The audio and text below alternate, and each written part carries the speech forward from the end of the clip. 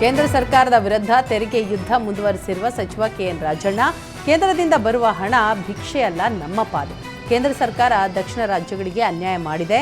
GST ಕಲೆಕ್ಟ್ನಲ್ಲಿ ರಾಜ್ಯ 2ನೇ ಸ್ಥಾನದಲ್ಲಿದೆ. ಜಿಎಸ್ಟಿ ಹಣ ವಾಪಸ್ ಪಡೆಯುವಲ್ಲಿ 10ನೇ ಸ್ಥಾನದಲ್ಲಿದೆ. 26 ಜನ ಲೋಕಸಭೆ ಸದಸ್ಯರಿದ್ದಾರೆ. ರಾಜ್ಯದ ಹಿತಾಸಕ್ತಿ ಕಾಪಾಡುವಲ್ಲಿ ಅವರೆಲ್ಲ ಹಿಂದೆ ಬಿದ್ದಿದ್ದಾರೆ ಅಂತ ಅಂದರು. ಓರ್ವ ಲೋಕಸಭೆ ಸದಸ್ಯ ಕೂಡ ರಾಜ್ಯಕ್ಕೆ ಅನ್ಯಾಯವಾಗ್ತಾ ಇದೆ, ಸರಿಪಡಿಸಿ ಅಂತ ಹೇಳಿಲ್ಲ. ನ್ಯಾಯಯುತವಾಗಿ NDRF ಹಣ ಕೊಡದೆ ಜನತೆ ಸಂಕಷ್ಟದಲ್ಲಿ ಸಿಲುಕುವಂತಾಗಿದೆ. ಇಂತಹ ಸರ್ಕಾರವನ್ನ ಹೋಗಲಾಡಿಸಬೇಕು ಅಂತ ಅಂದರು. ಕಾಫಿನಾಡಲ್ಲಿ ವಾಹನ ತಪಾಸಣೆಯ ವೇಳೆ ಕೋಟಿ ಮೌಲ್ಯದ ಚಿನ್ನಾಭರಣ ಪತ್ತೆಯಾಗಿದೆ. ಚಿಕ್ಕಮಗಳೂರಿನ ತರೀಕೆರೆ ತಾಲೂಕಿನ MC ಹಳ್ಳಿ ಚೆಕ್ಪೋಸ್ಟ್ನಲ್ಲಿ ದಾಖಲೆ ಇಲ್ಲದೆ ಸಾಗಿಸ್ತಾ ಇದ್ದ 6 ಕೆಜಿ 586 ಗ್ರಾಂ ಚಿನ್ನ, 1 ಕೆಜಿ 71.492 ಗ್ರಾಂ ವಜ್ರಾಭರಣ ಹಾಗೂ 1 ಕೆಜಿ ಬೆಳ್ಳಿ ವಶಪಡಿಸಿಕೊಳ್ಳಲಾಗಿದೆ. ತುಮಕೂರು ಜಿಲ್ಲೆಯ ಮಧುಗಿರಿ ಮೂಲದ ಗೋಪಾಲ್ರನ್ನ ಪೊಲೀಸರು ವಶಕ್ಕೆ ಪಡೆದಿದ್ದಾರೆ. ಚುನಾವಣಾ ಅಧಿಕಾರಿಗಳು ಹಾಸನ ಜಿಲ್ಲೆಯ ಮೈಲನಹಳ್ಳಿ ಚೆಕ್ಪೋಸ್ಟ್ನಲ್ಲಿ ವಾಹನಗಳನ್ನು ತಪಾಸಣೆ ನಡೆಸಿ ದಾಖಲೆ ಇಲ್ಲದೆ ಸಾಗಿಸ್ತಾ ಇದ್ದ ಸುಮಾರು 3 ಲಕ್ಷ ಹಣ ಸೀಸ್ ಮಾಡಿದ್ದಾರೆ. ನಾಗೇಶ್ ಎಂಬುವವರಿಗೆ ಸೇರಿದ ಬೊಲೆರೋ ವಾಹನದಲ್ಲಿ 70,000 ನಗದು, ಷಣ್ಮುಖಪ್ಪಗೆ ಸೇರಿದ ಓಮಿನಿ ಕಾರ್ನಲ್ಲಿ 74,000 ನಗದು, ದಾದಾಪೀರ್ ಎಂಬುವವರಿಗೆ ಸೇರಿದ ಗೂಡ್ಸ್ ವಾಹನದಲ್ಲಿ 94,000 ಹಣ ವಶಪಡಿಸಿಕೊಂಡಿದ್ದಾರೆ. ಚಿತ್ರದುರ್ಗ ತಾಲೂಕಿನ ಪಿಳ್ಳೆಕೇರನಹಳ್ಳಿ ಚೆಕ್ಪೋಸ್ಟ್ ಬಳಿ ದಾಖಲೆ ಇಲ್ಲದೆ ಸಾಗಿಸ್ತಾ ಇದ್ದ 20,35,000 ರೂಪಾಯಿಯನ್ನು ಚುನಾವಣಾಧಿಕಾರಿಗಳು ಜಪ್ತಿ ಮಾಡಿದ್ದಾರೆ. ಚಿತ್ರದುರ್ಗ ತಹಶೀಲ್ದಾರ್ ನಾಗವೇಣಿ ನೇತೃತ್ವದಲ್ಲಿ ಪರಿಶೀಲನೆ ನಡೆಸ್ತಾ ಇದ್ದ ಸಂದರ್ಭ ದಾಖಲೆ ಇಲ್ಲದೆ ಹಣ ಸಾಗಿಸ್ತಾ ಇದ್ದು ಪತ್ತೆಯಾಗಿದೆ. ಗ್ರಾಮಾಂತರ ಪೊಲೀಸ್ ಠಾಣೆ ವ್ಯಾಪ್ತಿಯಲ್ಲಿ ಈ ಪ್ರಕರಣ ದಾಖಲಾಗಿದೆ.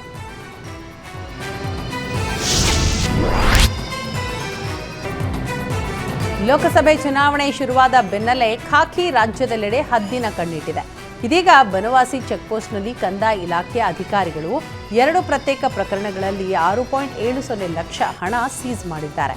ಬೆಳಗಾವಿಯ ಪರಶುರಾಮ ಯಲ್ಲಪ್ಪ ಎಂಬುವವರಿಗೆ ಸೇರಿದ 5.20 ಲಕ್ಷ ರೂಪಾಯಿ ಸೇರಿ ಸೊರಬ ನಿವಾಸಿ ರೇಣುಕಾ ನಾಗರಾಜ್ ಎಂಬುವವರಿಗೆ ಸೇರಿದ 1.50 ಲಕ್ಷ ರೂಪಾಯಿ ಹಣವನ್ನು ಅಧಿಕಾರಿಗಳು ವಶಕ್ಕೆ ಪಡೆದಿದ್ದಾರೆ. ಈಜಲು ಹೋದ 3 ಯುವಕರು ನೀರು ಪಾಲಾದ ಘಟನೆ ನಂಜನಗೂಡು ತಾಲೂಕಿನ ಗೊದ್ದನಪುರ ಗ್ರಾಮದಲ್ಲಿ ಕಪಿಲಾ ನದಿಯಲ್ಲಿ ನಡೆದಿದೆ. ಬಿಹಾರ ಮೂಲದ 22 ವರ್ಷದ ಮಿಲನ್, 25 ವರ್ಷದ ಮೋಹನ್ ಹಾಗೂ 19 ವರ್ಷದ ತರುಣ್ ಮೃತ ದುರ್ದೈವಿಗಳು. ಗುತ್ತಿಗೆ ಆಧಾರದ ಮೇಲೆ ಖಾಸಗಿ ಕಂಪನಿಯಲ್ಲಿ ಯುವಕರು ಕೆಲಸ ಮಾಡ್ತಾ ಇದ್ರು. ಬಿಸಿಲ ಬೇಗೆ ಹಿನ್ನೆಲೆ 3 ಕಪಿಲಾ ನದಿಯಲ್ಲಿ ಈಜಲು ಹೋಗಿ ನೀರು ಪಾಲಾಗಿದ್ದಾರೆ. ಮೀನು ಹಿಡಿಯಲು ಹೋದ 2 ಯುವಕರು ನೀರು ಪಾಲಾದ ಘಟನೆ ಉಡುಪಿಯ ಬ್ರಹ್ಮಾವರ ತಾಲೂಕಿನ ಹೊಸಾಳ ಗ್ರಾಮದ ಸೀತಾ ನದಿಯಲ್ಲಿ ನಡೆದಿದೆ. ಹೊಸಾಳ ಗ್ರಾಮದ 21 ವರ್ಷದ ಶ್ರೀಶಾ ಹಾಗೂ 30 ವರ್ಷದ ಪ್ರಶಾಂತ್ ಪೂಜಾರಿ ಮೀನು ಹಿಡಿಯಲು ಅಂತ ನಾಗರಮಠದ ಸೀತಾ ನದಿಗೆ ಹೋಗಿದ್ರು. ಮೀನಿಗೆ ಬಲೆ ಹಾಕುವಾಗ ನೀರಿನ ಸೆಳೆತಕ್ಕೆ ಸಿಲುಕಿ 2 ಯುವಕರು ನೀರಿನಲ್ಲಿ ಕೊಚ್ಚಿ ಹೋಗಿದ್ದಾರೆ. ಸ್ಥಳೀಯರು ಮುಳುಗ್ತಾ ಇರುವವರ ರಕ್ಷಣೆಗೆ ಯತ್ನಿಸಿದ್ದಾರೆ, ಆದರೆ ನೀರಿನ ಸೆಳೆತದಿಂದ ರಕ್ಷಣೆ ಮಾಡಲು ವಿಫಲರಾಗಿದ್ದಾರೆ. ಬ್ರಹ್ಮಾವರ ಪೊಲೀಸ್ ಠಾಣೆಯಲ್ಲಿ ಈ ಕುರಿತು ಪ್ರಕರಣ ದಾಖಲಾಗಿದೆ.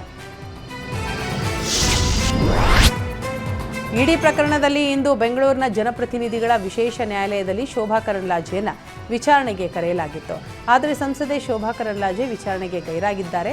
KIADB ಹಗರಣದಲ್ಲಿ ಅಕ್ರಮ ಹಣ ವರ್ಗಾವಣೆ ಕೇಸ್ ಮಾಡಿರೋ ಆರೋಪದಲ್ಲಿ ಕಟ್ಟಾ ಸುಬ್ರಹ್ಮಣ್ಯ ನಾಯ್ಡು, ಶೋಭಾ ಕರಂದ್ಲಾಜೆ ಸೇರಿ 24 ಮಂದಿಯ ವಿರುದ್ಧ ಕೇಸ್ ದಾಖಲಾಗಿತ್ತು. ವಿಚಾರಣೆಗೆ ಕರಂದ್ಲಾಜೆ ಗೈರಾಗಿದ್ದರಿಂದ ಏಪ್ರಿಲ್ 3ಕ್ಕೆ ವಿಚಾರಣೆಯನ್ನ ಕೋರ್ಟ್ ಮುಂದೂಡಿದೆ.